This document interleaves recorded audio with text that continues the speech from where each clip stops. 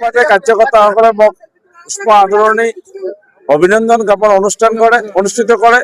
এই অনুষ্ঠানত আমাৰ ভাৰতীয় জনতা পাৰ্টিৰ বহু জ্যেষ্ঠ কাৰ্যকৰ্তা আৰু বিভিন্ন দায়িত্বত কাৰ্যকৰ্তাসকলৰ উপস্থিতিত আজি জিলা সভাপতি আৰু বিভিন্ন আমাৰ কাৰ্যকৰ্তাই মোক ফুলাম গামোচা বিভিন্ন উপহাৰেৰে আজি মোক অভিনন্দন জ্ঞাপন কৰা। মই প্ৰত্যেকজন কাৰ্যকৰ্তাক মই মোৰ শিৰ নত কৰি সেৱা জনাই তেখেতসকলৰ ওচৰত মই কৃতজ্ঞতা ধন্যবাদ জ্ঞাপন কৰি আৰু জ্যেষ্ঠজনৰ পৰা আশীৰ্বাদ বিচাৰি মাননীয় মুখ্যমন্ত্ৰী হিমন্ত বিশ্ব শৰ্মা ডাঙৰীয়াই মোক যি দায়িত্ব অৰ্পণ কৰিছে এই দায়িত্ব অকল মোক নহয় গোটেই ধুবুৰী জিলা কাৰ্যকৰ্তাৰ এইটো সন্মান বৃদ্ধি কৰিছে।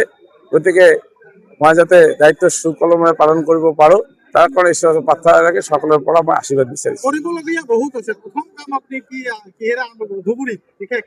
চাওক, এই কথাবিলাক হয় প্ৰথম কাম দ্বিতীয় কাম। যোনে কাম কৰে সি যেতিয়াই দীঘল হয় তেতিয়াৰ পৰা কাম আৰম্ভ হয়। ধুবুৰীত যিমান সমস্যা আছে প্ৰথম পৰ্যালোচনা, প্ৰথম দিনে কাম নহয়। কাৰণ আপুনি যেতিয়া কিবা এটা ভাল বনাব আপুনি বজাৰ ভালকৈ কৰিব লাগিব, পাচলি ভাল কিনিব লাগিব, মাছ হ'লে মাছ ভাল কিনিব লাগিব, মাংস ভাল আনিব লাগিব।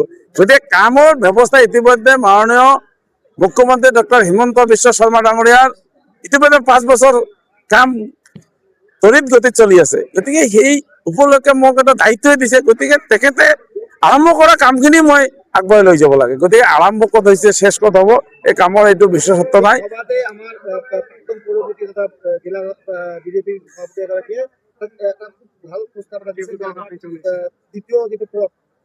সেইটো আজি নহয়, সেইটো মই বহুত দিনৰ পৰা সেইটো মোৰো সমস্যা আছে। এই সমস্যাৰ লগত ময়ো জড়িত আছো। গতিকে মন্ত্ৰী হিচাপে নহয়, এজন ভাৰতীয় জনতা পাৰ্টিৰ কাৰ্যকৰ্তা হিচাপে মাননীয় মুখ্যমন্ত্ৰীৰ ওচৰত মই আবদাৰ কৰিম, যিটো আমি প্ৰেয়াৰ কৰিম যে যাতে ধুবুৰী টাউনখনক আৰু যাতায়াতৰ ক্ষেত্ৰত সুচল হয় তাৰ কাৰণে বাইপাছ ৰোড কৰিব লাগিব।